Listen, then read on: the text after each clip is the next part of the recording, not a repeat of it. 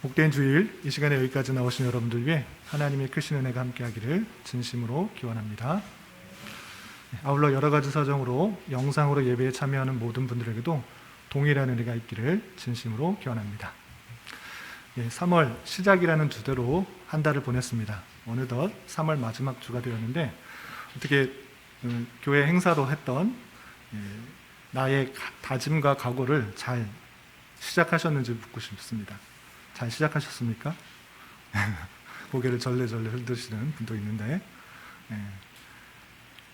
내라고 안 하니까 보여지지 않으니까 사람들에게 보여지지 않으니까 저조차도 쉽게 쓰지 않고 또 실행하기가 쉽지 않은 것을 보게 됩니다.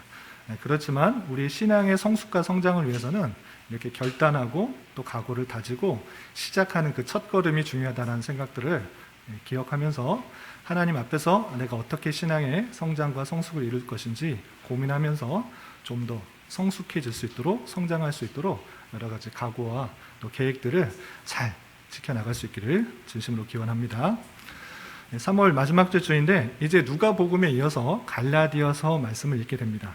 그런데 갈라디아서를 익숙하게 대하신 분도 있고 갈라디아서가 어떤 책인지 잘 모르시는 분도 있을 것 같아서 간단하게 갈라디아서의 개요를 살펴보고 그리고 오늘 말씀의 본문인 갈라디아서 4장 전체에서 주는 내용이 무엇이고 그것을 통해서 우리가 어떤 것을 교훈받을 수 있는지 생각해보는 시간을 갖도록 하겠습니다. 물론 우선 갈라디아서를 누가 썼는가, 누가 기록했는가 라고 했을 때는 사도 바울이 썼습니다. 그리고 언제 썼는가, 이 서신이 언제 썼는가 라고 했을 때는 여러 가지 견해가 있는데 1차 전도 여행 직후 또는 2차 전도 여행 직후로 생각해 볼 수 있습니다.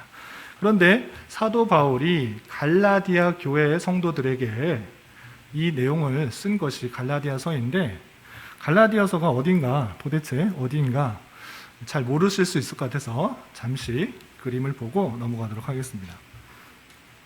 보시면 수요 성경 공부 때 많이 보던 그런 그림이죠. 그런데 제가 네모칸을 바꿔봤습니다. 시호가 시작하기 전에 이쪽 지역 저쪽 지역 잠시 외웠는데 여기는 안 외웠을 것 같아요. 이 지역 중에서 갈라디아 지역이 어딘지 혹시 아시는 분 있어요? 네. 수요 성경 때 뭐 고린도, 데살로니가, 빌립보, 에베소 많이 배웠는데 갈라디아가 어디 있을까요? 어디일까요? 찍어보세요. 2번? 오, 알고 한 거예요? 모르고 한 거예요? 찍었어요. 갈라디아. 느낌이 거기에요? 네. 여기 지역이 갈라디아예요. 갈라디아의 넓은 지역이 있기 때문에 여기에 터져 있는 성도들에게 쓴 편지다 이렇게 생각하시면 됩니다. 이 갈라디아라는 지역은 지금 예루살렘으로부터 북서쪽에 있는 지금의 터키 지역을 생각하시면 됩니다. 여기 지역이 갈라디아인데 거기에 있는 성도들에게 쓴 편지다라고 하는 것입니다. 그럼 참고적으로 여기 주변에 있는 지역을 혹시 아시는 분 있어요? 참고적으로 우리 여기 많이 했죠. 수요 성경 공부 때. 이 지역이 어디죠? 네, 마게도냐. 네, 마게도냐고 에베소에 있는 이 지역. 아시아. 오, 하람이. 그럼 여기는 어딜까요? 여기는 좀 어렵고요. 3번. 길리기아. 여기가 길리디아고 위에는 갑바도기아. 네, 여기가 갑바도기아 지역, 그리고 길리기아 지역, 갈라디아, 아시아, 마게도냐. 큰 지역입니다. 그리고 소도시들은, 주요 도시는 이렇게 있습니다. 다 하기는 뭐라고. 지금 갈라디아에 있는 교회 성도들에게 쓴 편지입니다. 그래서 갈라디아에 있는 교회 성도들에게 편지를 했기 때문에 1차 전도여행 때 이 바울 사도가 이 남부 지역, 갈라디아의 남부 지역을 돌았기 때문에 이 내용을 보면 너희들이 내가 전한 복음을 속히 떠나는 것이 어리석다 이렇게 비판하는 내용이 있으므로 1차 전도 여행 얼마 지나지 않아서 이 갈라디아 성도들이 참된 복음을 떠나는 것을 안타까워하면서 썼다라고 생각하시는 분이 있고 또 다른 분들은 2차 전도 여행 때도 이 갈라디아의 북부 쪽 이 북부 지역을 돌았기 때문에 북부 지역에다 썼다 그러면 1차 전도여행 끝나고 쓴 것이 아닐 수 있지 않느냐. 그러면 갈라디아 성도들이 북쪽에도 있기 때문에 북쪽에 있는 성도들에게도 썼다고 하면 2차 전도 여행 이후에 썼을 것이다 라고 말하는 분도 있습니다. 또 어떤 것이 정확하다 이렇게 말할 수는 없습니다. 핵심적인 내용은 무엇인가? 갈라디아 성도들이 바울 사도를 통해서 복음을 전해받고 예수님을 믿음으로 말미암아 교회가 잘 세워졌는데 그 참된 진리를 떠나서 잘못된 진리로 갔을 때 안타까운 나머지 바울 사도가 갈라디아 성도들에게 너희들이 왜 참된 복음을 떠나고 다른 복음을 따르느냐 안타까워하면서 쓴 것이 이 갈라디아서다 이렇게 이해하시면 됩니다. 그렇기 때문에 이 갈라디아서를 쓴 이유가 무엇인가, 목적이 무엇인가 라고 할 때는 교회 내에, 갈라디아 교회 내에 유대 율법주의자들이 예수님 믿는 것 좋은데 그거는 부족하다. 할례도 지키고 날과 달과 절기를 지키고 여러 가지 율법들을 함께 지킴으로 말미암아 구원을 받는다라는 그런 율법주의자들이 있었습니다. 그래서 그런 율법주의자들의 그릇된 가르침, 다른 복음을 배척하고 오직 우리가 구원받는 것, 우리가 오직 의롭게 되는 것은 예수님을 믿음으로 말미암아 구원을 얻는다라는 것들을 다시 한번 강하게 알려주는 것입니다. 그래서 그 다시 한번 알려주기 위해서 이 갈라디아 교회에게 쓴 편지가 갈라디아서다 이렇게 이해하시면 되겠습니다. 이해가 되시나요? 네, 잘 따라오시기 바랍니다. 그래서 4장, 오늘 말씀드린 본문은 갈라디아 4장인데 1장부터 3장까지 핵심적인 내용을 말씀드리면 무엇이냐면 유대 율법주의자들이 예수님도 믿고 율법도 행해야 된다라는 그런 다른 복음들을 강하게 비판하고 그런 복음 없다. 오직 참된 믿음으로 말미암아 구원을 얻는 것이고 다른 복음을 전하는 사람은 천사라도 저주를 받아야 된다. 이렇게 강하게 비판하고 있습니다. 그리고 거짓 교사들, 유대 율법주의자들이 비판한 것 중에 하나는 뭐냐면 사도 바울의 사도성이에요. 사도 바울은 예수님의 제자도 아닌데 왜 그 사람 말 믿고 그렇게 따르느냐. 그 사람도 예수님 비판했던 그런 사람이다. 예수님 믿는 사람들 핍박했던 사람이다. 그 사람 사도 아니다 라고 비판했는데 자신이 어떻게 사도가 되었는지, 그리고 너희들이 생각하는 예수님의 제자들과 어떤 관계에 있는지 자신의 사도성을 변증할 뿐만 아니라 이 신층이 믿음으로 말미암아 구원을 받는다는 것이 어떻게 가능한 것인가, 믿음으로 말미암아 구원받는 것이 어떻게 예수님께서 십자가에 달려 돌아가신 것과 연관이 있는 것인가, 그것들을 잘 설명해 주고 있습니다. 그래서 3장에서는 그렇지만 율법들은 필요 없는 것이 아니라 율법은 예수님이 오시기까지 인도해주는, 예수님께로 인도해주는 초등교사와 같다라는 것들을 알려주는 것입니다. 그러니까 율법들을 다 지켜서 구원받을 수 있는 것이 아니라 많은 율법들을 보면서 느껴야 되는 것이 무엇인가? 내 율법을 보니까 참 죄인이구나. 하나님 말씀대로 살아갈 수가 없는 그런 죄인이구나. 내 죄를 깨닫게 되고 내 죄를 대신 사해줄 사람이 필요하는구나를 깨닫게 하는, 예수 그리스도께 나아가게 하는 그런 초등교사의 역할들을 하는 것이다 라고 알려주는 것입니다. 그리고 4장에 이르러서는 그렇다면 율법 아래 우리가 어떤 유익들을 얻을 수 있는가, 또 믿음 아래 우리가 어떤 유익들을 얻을 수 있는가에 대해서 예를 들어서, 비유를 들어서 설명하고 있습니다. 그 내용을 처음부터 끝까지 좀 살펴보고 교훈을 삼도록 하겠습니다. 첫 번째, 1절부터 7절까지는 율법 아래 종된 인생들이 어떠한 모습들이 가운데 있는지를 설명해 주고 있습니다. 그래서 1절, 2절을 읽어보면 종과 아들을 비유를 들면서 우리는 이제 종이 아니라 아들인데, 아들이라고 해도 그런 역할들, 종으로서의 역할들 아래 있어야 될 것들을 이렇게 말하고 있습니다. 갈라디아서 4장 1절과 2절 말씀 함께 읽어보겠습니다. 시작.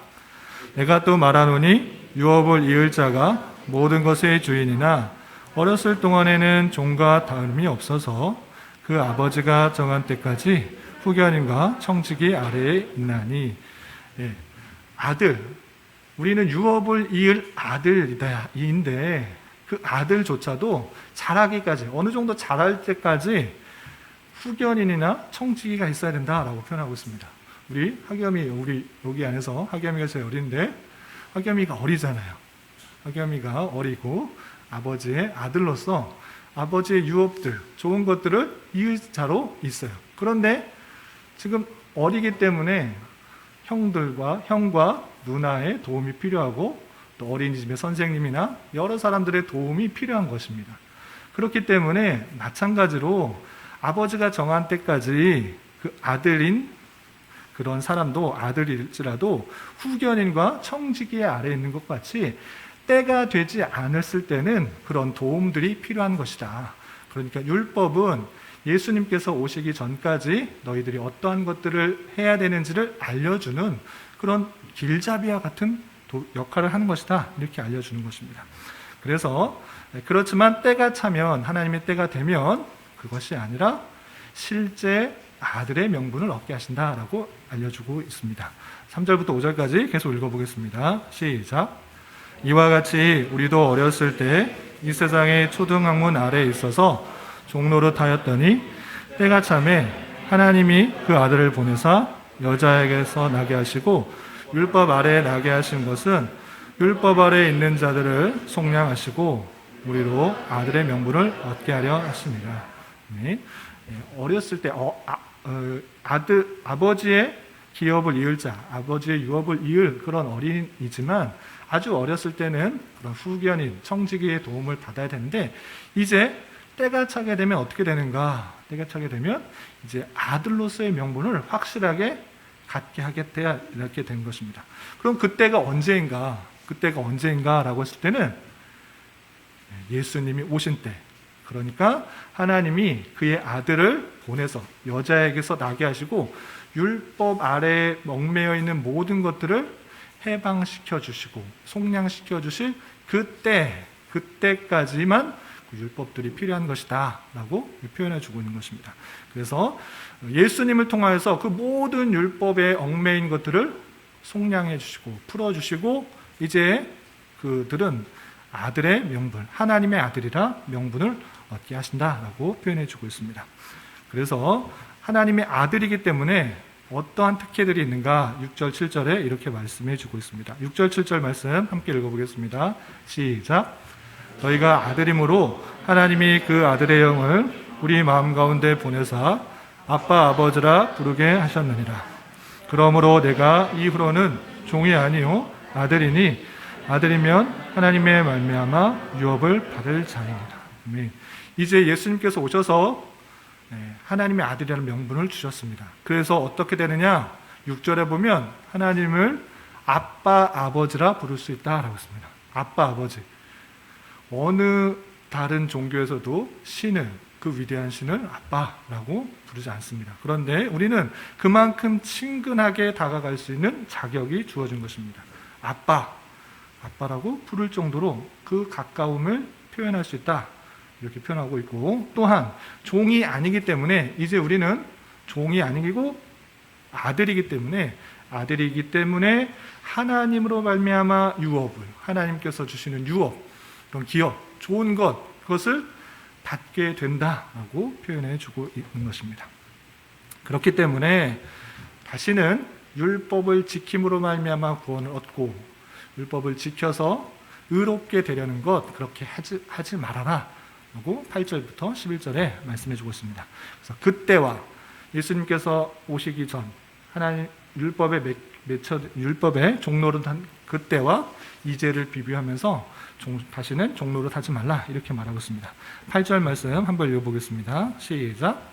그러나 너희가 그때에는 하나님을 알지 못하여 본질상 하나님이 아닌 자들에게 종노릇하였더니, 하나님을 잘 알지 못해서 율법을 지켜야 된다 생각하는 사람도 있었고, 하나님 같은 것을 만들어 놓고, 우상을 만들어 놓고 그것에 내 기대를 가지고 내 소망을 가지고 그렇게 그것에 의하여서 종노릇하는 그런 모습들이 있었다. 하나님을 알지 못할 때는 그런 우상 숭배와 율법에 얽매인 그런 모습 가운데 있었다라고 표현하고 있습니다. 그렇지만 9절 이제는 어떻게 되는지 9절 전반절까지 한번 읽어보겠습니다. 시작. 이제는 너희가 하나님을 알 뿐 아니라 더욱이 하나님이 아신 바 되었거늘. 여기까지만 읽겠습니다.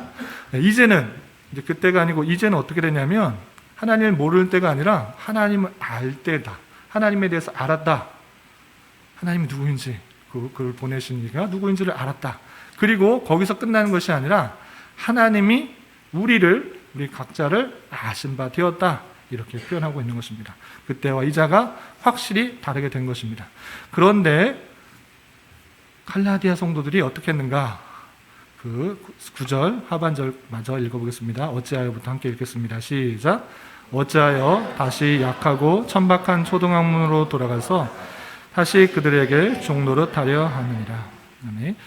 다시 이제 율법에 얽매인 것들, 율법의 멍에들, 율법을 다 지켜야 된다라는 그런 무거운 짐들에서 속량시켜 주셨는데, 예수님께서 오셔서 속량시켜 주시고 아들의 권세를, 아들의 영을 주셔서 하나님을 아빠 아버지라 부를 수 있는 그런 것을 주셨는데, 어찌 다시 천박한 초등학문으로 돌아가서 그들에게 종로를 하려 하느냐, 율법들 다 지켜가면서 구원을 얻으려 하느냐, 이렇게 책망하고 있는 것입니다. 그리고 4장 11절에 보면 그렇게 되었을 때 내가 열심히 전했던 것, 복음을 열심히 전했던 것, 그것이 헛되게 될 것이다, 될 것 같아 두려워한다, 이렇게 표현하고 있습니다. 11절 말씀도 함께 읽어보겠습니다. 시작. 내가 너희를 위하여 수고한 것이 헛될까 두려워하노라. 바울 사도는 전도 여행을 통해서 갈라디아 성도들에게 오직 예수님을 믿어야 구원을 받는다, 율법 지켜서 구원받는 거 아니다, 믿음으로 구원받는다라는 것들을 열심히 수고하면서 전했는데, 그런 것이 다시 헛된 것이 될 거가 걱정된다, 두려워한다, 이렇게 표현하고 있는 것입니다. 그러니까 이제 너희가 믿음으로 말미암아 구원을 얻었다고 하면 그런 율법들에 얽매이는 것이 아니고 오직 양자로서, 하나님의 자녀로서 삶을 살아야 된다라고 표현하고 있는 것입니다. 그러면서 12절부터 20절까지는 갈라디아 성도와 사도 바울의 관계가 얼마나 친밀한지 이렇게 표현하고 있습니다. 12절 말씀 한번 읽어보겠습니다. 시작. 형제들아, 내가 너희와 같이 되었은즉 너희도 나와 같이 되기를 구하노라. 너희가 내게 해롭게 하지 아니하였느니라. 갈라디아 성도들에게 형제들아 이렇게 표현하고 있습니다. 형제들아, 얼마나 가까운 사이인지, 또한 주님 안에서 한 가족이 되었기 때문에 형제들아 이렇게 표현하면서 내가 너희와 같이, 갈라디아 성도들과 같이 되었은즉 어떻게 같아질 수 있습니까?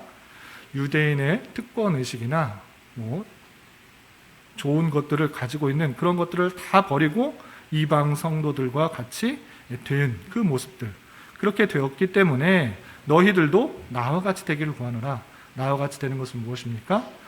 율법으로 말미암아 구원을 얻으려는 것이 아니라 오직 믿음으로 말미암아 구원을 받고 그 구원을 얻은 자로서의 모습을 그렇게 살아라, 이렇게 되기를 간구하고 있는 것입니다. 그리고 갈라디아 성도들이 바울 사도를 어떻게 특별하게 되었는지 14절, 15절 이렇게 표현하고 있습니다. 14절, 15절 말씀 함께 읽어보겠습니다. 시작. 너희를 시험하는 것이 내 육체에 있으되 이것을 너희가 업신여기지도 아니하며 버리지도 아니하고 오직 나를 하나님의 천사와 같이 또는 그리스도 예수와 같이 영접하였도다. 너희의 복이 지금 어디 있느냐? 내가 너희에게 증언하노니 너희가 할 수만 있었더라면 너희 눈이라도 떼어 내게 주었으리라. 아멘. 너희를 시험하는 것이 내 육체에 있다라고 했습니다. 바울 사도 모습 봤을 때 아주 멋있었을 것 같아요? 아니면 볼품없고 초라했을 것 같습니까? 멋있을 것 같아 보이지만 말도 잘하고 또 하나님 말씀을 힘있게 전하는 그런 멋있는 사람 같아 보이지만, 오히려 상대방이 봤을 때 글은 좀 잘 쓰는 것 같은데 실제로 말하는 것 들어보면 말하는 것도 좀 어눌하고, 또 육체적으로 봤을 때도 참 시험거리가 될 정도로 연약한 모습이 있었어요. 보면 14절에 보면 너희를 시험하는 것이 내 육체에 있다라고 표현했습니다. 너희를 시험할 정도로, 아니 저 바울 사도가 저런 모습이야? 하고 시험에 들 정도로 연약한 모습이 있었던 것입니다. 그런데 이것을 너희가 업신여기지도 아니하고 버리지도 아니하고 어떻게 바울사도를 영접하였는가? 마치 하나님의 천사같이 또는 그리스도와 예수와 같이 잘 영접하고 대접했다라고 표현하고 있습니다. 바울사도의 모습이 그렇게 뛰어나고 아름다운 모습이 아니었음에도 불구하고 부족하고 연약하고 시험에 들 정도의 모습이었음에도 불구하고 잘 대접하고 있다라고 표현하고 있습니다. 그리고 15절에 보면 너희가 할 수만 있었더라면 너희 눈이라도 빼어 나에게 주었으리라 라고 표현하고 있습니다. 갑자기 왜 눈을 빼어준다 라고 표현했는가 라고 했을 때는 바울 사도가, 많은 성경학자들이 바울 사도가 갖고 있는 육체의 가시 또는 사단의 가시가 무엇일까, 많은 학자들의 견해가 있는데 가장 많은 사람들이 생각하기로는 안질병이다 라고 표현합니다. 바울 사도가 다메섹 도상, 다메섹으로 가는 길에 아주 큰 빛을 보면서 예수님을 만났습니다. 그때 큰 빛으로 인하여서 이 눈이 많이 상하게 되지 않았을까, 이렇게 표현하고 있는 것입니다. 그리고 그래서 눈에 각질 같은 것이 끼고 눈곱 같은 것이 껴서 눈이 제대로 보이지 않아서 사람 겉으로 봤을 때는 참 저렇게 못난 사람이, 저렇게 불편한 사람이 어떻게 하나님의 말씀을 전한다고 저러고 돌아다닐까 하면서 시험에 들게도 할 수 있는 그런 상태였던 것입니다. 그럼에도 불구하고 갈라디아 성도는 천사를 영접하듯이, 예수님을 영접하듯이 잘 대접한 것입니다. 그리고 그 모습이 너무나 안타까워서 어떤 마음이 들었느냐, 차라리 내가 눈을 뺄 수만 있으면 사도 바울에게 줬으면 좋겠다. 저렇게 잘 보지 못하고 눈이 불편한 가운데 복음을 전한다고 저렇게 쓰고 있는데 차라리 내 눈을 빼어서 뺄 수만 있다고 하면 주겠다라고 이런 마음을 품었던 것입니다. 오늘날의 의학 기술이면 뭐 그렇게들 할 수 있겠지만 그 정도로 바울 사도는 연약하고 불편했음에도 불구하고 갈라디아 성도는 그를 외면하고 배척하고 업신여기지 않고 잘 맞이해 주었던 그런 모습을 볼 수가 있는 것입니다. 그리고 사도 바울도 갈라디아 성도들 생각할 때 어떻게 생각하느냐, 그런 가운데 사도는 갈라디아 성도들을 책망하고 있는 것을 볼 수 있습니다. 15절 앞절에서 보면 너희의 복이 지금 어디 있느냐, 너희가 믿었던 예수님을 믿음으로 말미암아 구원을 얻었던 그런 참된 복된 것, 은혜가 어디 있느냐라고 꾸중하고 있고, 또 16절 보면 내가 너희에게 참된 말을 함으로 원수가 되었느냐, 다시 한번 잘 알려주었더니 사도 바울을 미워하려고 하는 그런 마음이 되었느냐라고 책망하고 있습니다. 그리고 거짓 교사들이 갈라디아 성도들에게 열심내는 이유가 무엇인가, 이렇게 표현하고 있습니다. 4장 17절 함께 읽어보겠습니다. 시작.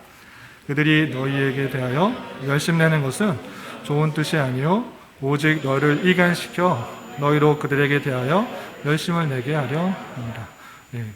그들, 거짓 교사들, 다른 복음을 전하는 그런 유대 율법주의자들이 있는데 그들이 너희에게 열심내는 것, 그것 뭐냐? 좋은 것 아니다. 그들이 열심낸다고 그들을 따르지 마라. 그것은 너희를 이간시키는 것뿐이다. 너희들 사이를 갈라놓는 것뿐이다. 그리고 너희로 그들에게 대하여 열심을 내게 하려는 것이다. 그들을 향하여 나아가게 하는 그런 그릇된 열심을 하게 하는 것이다 라고 충고해 주고 있는 것입니다. 그리고 바울 사도는 그런 모습을 볼 때 다시 한번 갈라디아 성도들에게 이런 열심을 하고 있는 것을 볼 수 있습니다. 4장 19절 말씀 함께 봉독합니다. 시작. 나의 자녀들아, 너희 속에 그리스도의 영상을 이루기까지 다시 너희를 위하여 해산하는 수고를 하노니. 나의 자녀들아, 또 이번엔 형제들이 아니고 자녀들아 라고 표현했습니다. 그만큼 내가 복음으로 너희들을 낳았다라는 것들을 강조하면서 어떤 열심을 갖고 있는가, 너희 속에 그리스도의 형상을 이루기까지, 너희 모습이 정말 예수님을 닮아가는 그 모습을 이루기까지 너희를 위하여 해산하는 수고를 한다. 해산하는 수고, 여자에게 있어서 가장 큰 고통, 힘든 것이 무엇인가 라고 할 때 대부분이 해산하는 고통, 해산하는 수고라 말할 것입니다. 그만큼 어렵고 힘든 일인데 그것을 다시 한다. 너희 속에 그리스도 형상에 이르기까지 내가 해산하는 수고를 다시 하겠다 하고 하면서 갈라디아 성도들에게 올바른 길로 갈 수 있도록 노력하는 열심을 볼 수가 있는 것입니다.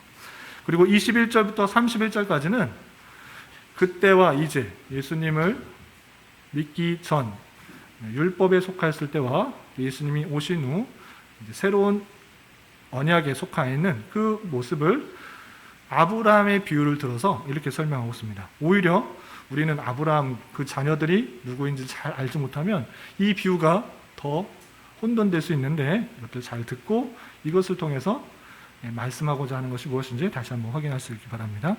아브라함에게는 두 아들이 있었습니다. 어떤 아들과 어떤 아들이 있는지 혹시 아세요? 하갈을 통해서 이스마엘을 낳았고 또 한 명은 사라를 통해서 이삭을 낳았습니다.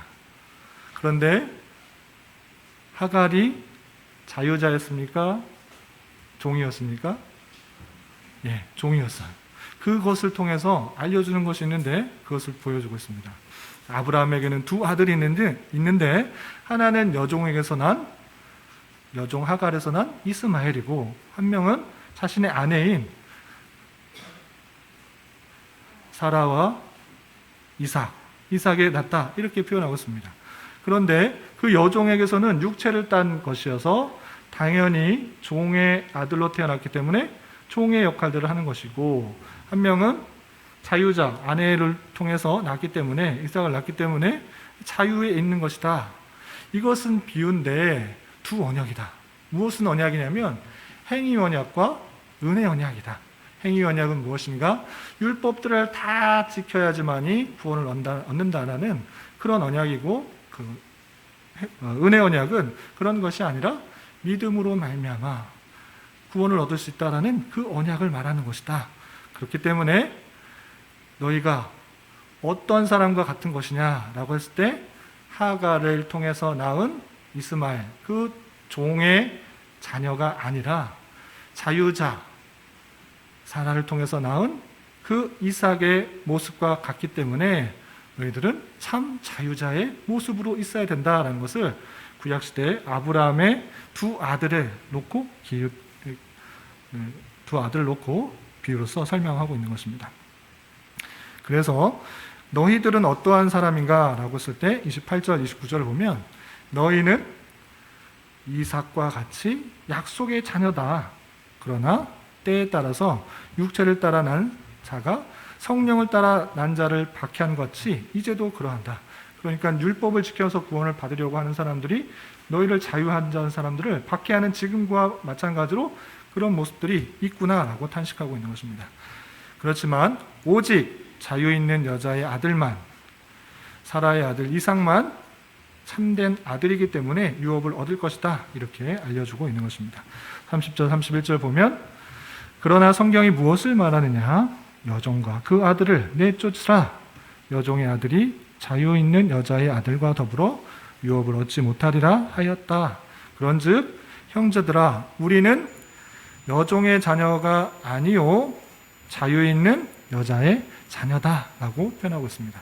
그래서 아브라함의 두 아들, 종의 아들을 하갈을 통해서 낳은 종의 아들과 자유자의 여자인 사라를 통해서 낳은 이삭 두 아들을 통해서 종의 아들이 아니라 자유자의 아들, 참다운 아들이다라고 알려주고 있는 것입니다.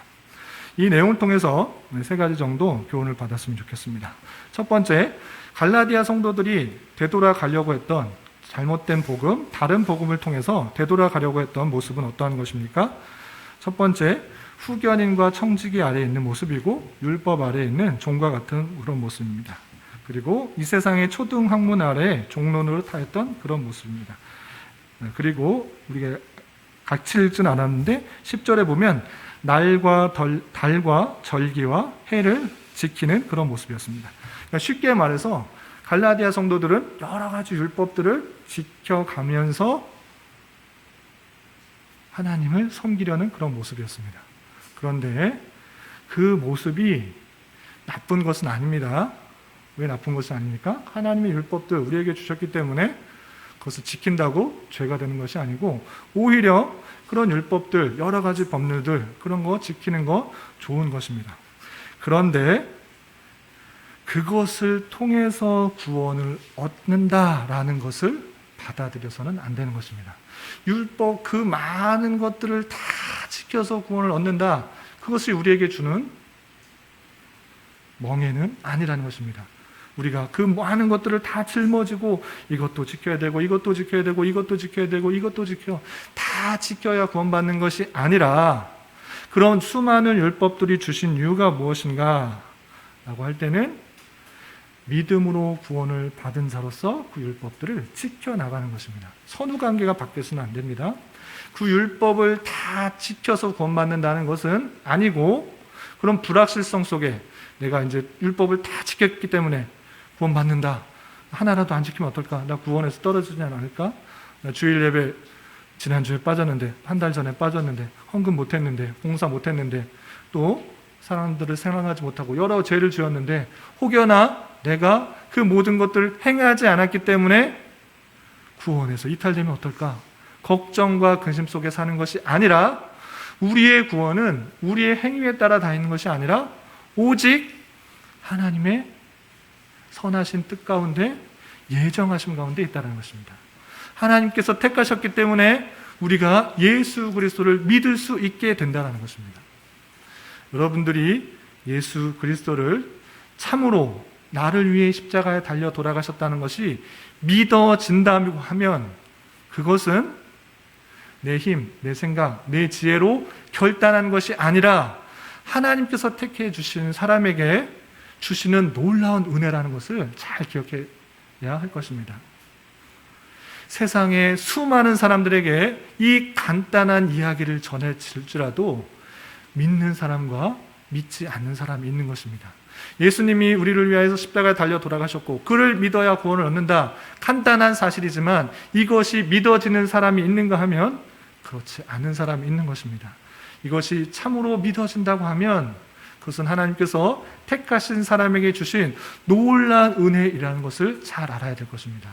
그것을 믿게 되었다라는 것은 우리의 구원이 나에게 있는 것이 아니라 하나님께 있기 때문에 우리의 구원은 우리의 어떠함 때문에 좌우되는 것이 아니라는 사실들을 잘 기억해야 될 것입니다. 우리의 구원은 오직 하나님께 붙들려 있다. 이 사실들을 잊지 말아야 될 것입니다. 우리가 우리의 힘과 노력과 우리의 의, 우리의 선행, 우리의 열심 어떤 것으로 구원받은 것이 아니기 때문에 우리는 늘 하나님의 구원하신, 택하여 주신 그것에 감사 찬송을 올려드릴 수 있어야 될 것이고 그리고 그 감사 찬송하는 마음으로 하나님께서 주신 율법들이 무엇인지 하나님께서 원하시는 삶이 무엇인지를 생각해 보며 하나하나 힘써가는 모습으로 나타나는 것입니다. 그 선후관계가 바뀌어서는 안 되는 것입니다. 하나님의 말씀들을 열심히 지키는 것 중요합니다. 그렇지만 그것을 구원받기 위한 수단이 아니라 구원받은 성도로서 나를 택하여 주시고 구원해 주셨다는 그 사실, 그것에 감사하여 열심으로 지켜나가야 될 것입니다. 그리고 또 한 가지 생각해 볼 수 있는 것은 우리 모두가 율법을 잘 지켜서 구원받은 것이 아니라는 사실을 아는 자로서 상대방을 대할 때 어떤 것을 지켰느냐 못 지켰느냐 따지면서 상대방을 비판하고 정죄하고 판단하는 데 바빠서는 안 될 것입니다. 어느 누구도 하나님께서 주신 율법을 다 지킴으로 말미암아 구원을 안 받았다. 그러면 저 사람도, 저 성도님도, 저 장로님도, 저 집사님도, 저 권사님도, 저 목사도 모든 율법을 다 지켰기 때문에 구원받는 것이 아니기 때문에 안타까운 마음으로 그들을 용납할 수 있고 연약함을 바라볼 수 있어야 되는 것입니다. 그리고 그 율법을 가지고 남을 판단하는데 정죄하는데 바쁜 것이 아니라 내 삶을 바라보며 내가 정말 그렇게 살아지 못했구나 안타까우며 내 자신의 부족함과 연약함을 바라보며 하나님의 은혜 없이는 하나님의 도움 없이는 하나님의 자비 없이는 한순간도 살아갈 수 없는 그런 존재임을 깨달아 내 자신의 연약함을 발견하는 도구로 삼아야 되는 것입니다. 그리고 또 한 가지 믿음으로 구원을 받았다. 오직 하나님께서 택하여 주시고 믿게 해주셔서 구원을 받았다. 그냥 그것을 아는 것에 그치는 것이 아니라 그 믿음으로 구원을 받았다면 어떠한 특권이 있는지를 잘 알아야 됩니다. 그냥 믿음으로 말미암아 구원 받았대, 내 힘과 능력이 아니라 하나님의 은혜 가운데 구원을 받았대, 그것으로 끝나는 것이 아니라 그것이 갖고 있는 참된 의미가 무엇인지를 잘 알아야 될 것입니다. 믿음으로 말미암아 의롭다함을 받았다는 것은 법적으로 그냥 재판장에서 당신은 무죄입니다, 땅땅땅 하고 끝나는 그 정도의 내용이 아닌 것입니다. 너는 이제 지옥이 아니라 천국이다, 이렇게 법정적으로 선언하는 데 그치는 것이 아니라, 죄인이 아니라 의인이다 라고 말하는 데서 그치는 것이 아니라, 그것이 주는 의미는 이제 예수 그리스도를 믿음으로 말미암아 하나님의 자녀가 되는 놀라운 권세를 주셨다는 것을 잘 알아야 되는 것입니다. 나는 그냥 죄인이 아니고 의인이래, 구원받았대, 그런가 보다 하고 끝나는 것이 아니라, 참으로 예수님을 믿게 되면 하나님의 자녀가 되는 놀라운 권세를 주셨다, 하나님의 양자가 되는 놀라운 권세가 주셨다, 이제 나의 참된 아버지는, 참된 아빠는, 참된 주인은 이 세상 모든 만물을 다스리는 하나님이시다 라는 것들을 밝혀주고 있다는 것입니다. 그렇기 때문에 하나님의 양자로서, 하나님의 자녀로서 우리는 어떤 특권을 누릴 수 있습니까? 첫 번째, 우리가 갈라디아서 4장 6절에서 본 것처럼 하나님을 아빠, 아버지라고 부를 수 있습니다. 친근하게 부를 수 있다는 것입니다. 여러분들이 부모님이 계시다는 것, 나를 지켜주실, 나를 돌봐주실 부모님이 계시다는 것, 그것이 얼마나 귀중한지 여러분들은 잘 아실 것입니다. 그런 것과 마찬가지로 나의 모든 것을 아시고 나를 챙겨주시고 이끌어주시는 아빠라고 부를 수 있는 아주 가까운 그 분이 계시다라는 사실을 잘 알아야 될 것입니다. 또한 그분으로 말미암아 우리가 은혜의 보좌 앞에 은혜를 주시는 그 하나님께 담대히 나갈 수 있다는 것입니다. 그냥 쭈뼛쭈뼛 하면서 나가는 것이 아니라, 좀 부끄러우면서 나가는 것이 아니라, 내 죄 많은 가운데 어떻게 하나님께 갈 수 있을까? 이런 걱심, 걱정 가운데 나가는 것이 아니라 은혜의 보좌 앞에 담대히 나아갈 수 있는 담력을 얻었다는 것입니다. 그것이 믿음으로 말미암아 구원을 받고 하나님의 자녀가 되었다는 그런 의미인 것입니다. 그리고 그의 자비와 보호하심 가운데 걱정과 근심하지 않아도 그의 풍성한 자비와 보호하심에 따라 살아갈 수가 있는 것이고, 우리가 걱정하지 않고 근심하지 않아도 새를 먹이시고 또한 들풀을 기르시는 그 하나님께서 그것보다 훨씬 더 그의 자녀의 아픔과 상황과 여건을 아시고 그런 것으로 걱정 근심하지 않아도 채워주시고 입혀주시고 공급해 주신다라고 약속하시는 것이 하나님의 아들이 되는 것이고 예수 그리스도를 믿는다라는 그런 의미인 것입니다. 그리고 또 한 가지, 히브리서 12장 6절에 보면 하나님의 아들이기 때문에, 하나님의 자녀이기 때문에 반드시 또 따라오는 것이 있습니다. 그것은 무엇입니까? 징계인 것입니다. 사랑하는 자의 아들이기 때문에 그 사랑하는 자가 올바로 갈 수 있도록 징계를 하신다라고 말씀하셨습니다. 나와 상관없는 사람이라면 징계하지 않고 관심 두지 않습니다. 나랑 별개에 있는 사람, 지나가는 어린아이들 뭐 어떻게 행동하든지 별 상관하지 않을 수 있습니다. 그러나 나의 자녀가 올바르게 행동하지 않으면 징계하고 또 훈계하여서 올바른 길로 가게 하는 것입니다. 징계가 없다고 하면 사생자다, 참아들이 아니다 라고 말하면서 참아들에게 바른 길로 하기 위해서 다양한 손길로 징계하시고 훈계하시고 양육하는 그런 손길들이 있다라는 사실들을 잘 알아야 할 것입니다. 또한 우리는 하나님의 자녀이기 때문에 하나님의 상속을 받는 것입니다. 하나님의 영원한 상속을 받는 것입니다. 하나님께서 주시려고 하는 모든 풍성하고 좋은 것, 그런 것들을 주시기 위해서 너희 자녀로 삼으셨다라고 표현해 주고 있는 것입니다. 약속된 풍성한 은혜, 영적인 풍성한 것들을 주시겠다고 하시기 위해서 구원하시고 그 내용들을 주셨다라는 사실들을 잊지 말아야 될 것입니다. 그렇기 때문에 우리는 예수 그리스도를 믿음으로 말미암아 구원을 받았고 이제 하나님의 자녀가 되는 그런 은혜를 입었기 때문에 하나님의 자녀로서 정체성을 잊지 말고 주님으로부터 오는 풍성한 은혜를 누릴 수 있는 자가 되어야 될 것입니다.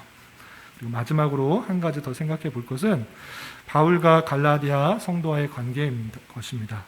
바울 사도가 표현했다시피 갈라디아 성도와 하나가 되기 위해서 나는 너희와 같이 되었다. 그리고 너희도 나와 같이 되기를 원한다. 라는 표현이 있고, 그리고 그들을 부를 때 나의 형제들이라 표현하기도 하고 나의 자녀들이라 표현하기도 하고 그만큼 친밀한 관계 속에서 일하는 모습을 볼 수 있습니다. 그리고 바울 사도는 그들이 올바르게 성장하기 위해서 그리스도의 형상을 이루기까지 해산하는 수고를 할 정도로 정말 노력하고 애쓰는 그런 모습을 볼 수 있습니다. 그리고 갈라디아 성도들도 바울의 연약함을 보고 시험에 든 것이 아니라 업신 여긴 것이 아니라 비판하고 내친 것이 아니라 하나님의 천사를 보듯이 그리스도 예수를 보듯이 잘 영접하고 대접하였습니다. 심지어는 바울 사도가 불편해하던 그 눈에 대한 것 내가 차라리 빼서 바울 사도에 줬으면 좋겠다라고 생각할 정도로 아끼고 사랑하는 모습을 보였습니다. 이러한 모습이 참으로 목회자와 성도와의 관계의 모습인 것입니다. 그냥 예배당에 와서 그냥 주일날 1시간 말씀 듣고 좋은 말씀 들었다 생각하고 그냥 돌아가고 마는 것이 아니라 우리는 주 안에서 한 가족이 된 것입니다. 세상에서 누릴 수 없는 그런 은혜가 이곳에 있다라 생각하면서 이제 서로 저와 여러분뿐만 아니라 여러분 서로 가운데 한 가족으로 묶여져 있다는 사실들을 잊지 말아야 될 것입니다. 세상은 점점 각박해지고 핍박해지고 자신만을 생각하며 살아갈 것입니다. 그런데 성도는 주님 안에서 한 가족이 되었기 때문에 이 공동체 안에서 서로 사랑하며 아끼며 나누며 부족함과 연약함을 지적하고 비판하는 것이 아니라 부족하고 연약함을 내가 대신하여 채울 수가 있는 그런 관계로 나아가야 되는 것입니다. 그냥 예배만 1시간 딱 듣고 어떻게 살든지 어떻게 살아가든지 무슨 고민이 있는지 무슨 아픔이 있는지 전혀 모른 채 그냥 나 은혜 받았으면 됐어 하고 그냥 가는 것이 아니라 이 공동체 안에서 가족의 관계, 서로의 아픔과 어려움과 슬픔과 기쁨과 감사를 함께 나눌 수 있는 공동체가 되어야 되는 것입니다. 사도 바울과 갈라디아 성도가 그렇게 끈끈한 관계 가운데 나아간 것처럼 우리 교회도 여러 가지 어려운 형편 속에서 또 모임, 소모임이나 여러 가지 교제, 식사 교제도 어려운 모임 있지만 그런 모습을 지향하며 소망하며 꿈꾸며 나의 아픔을 저 성도가, 저 집사가, 저 목사가, 저 권사가, 저 장로가 들어줄 수가 있고 기도하고 나눌 수가 있구나. 또한 저 성도의 아픔과 고통, 힘듦, 어려움이 나를 통해서 채워줄 수 있어야 되겠구나를 생각하면서 우리 공동체가 하나님 보시기에 참으로 연합하며 하나 되며 아픔과 슬픔을 나눌 수 있는 그런 공동체가 되어야 될 것입니다. 이런 은혜가 저와 여러분 우리 모두에게 있기를 진심으로 기원합니다. 기도하겠습니다. 하나님 아버지 감사합니다. 갈라디아 성도들이 거짓 교사들에 의해서 율법의 멍에를 다시 치려고 하는 모습 속에서 오직 믿음으로 구원을 받는 것이며 그로 말미암아 양자의 은혜를 주시고 모든 풍성한 은혜를 더하여 받는다는 것을 말씀을 통해 깨달았습니다. 이런 말씀을 받은 자로서 우리를 택하여 주시고 믿음을 주시며 구원해 주신 주님께 진정으로 감사 찬송을 올려드리는 자 되게 하여 주시고 이러한 구원의 기쁨을 가지고 주님의 말씀을 순종하며 잘 섬겨드리며 우리 주변의 사람들에게도 그 사랑을 나누며 섬기는 자 되게 하여 주시옵소서. 예수님의 이름으로 기도 올리옵나이다. 아멘.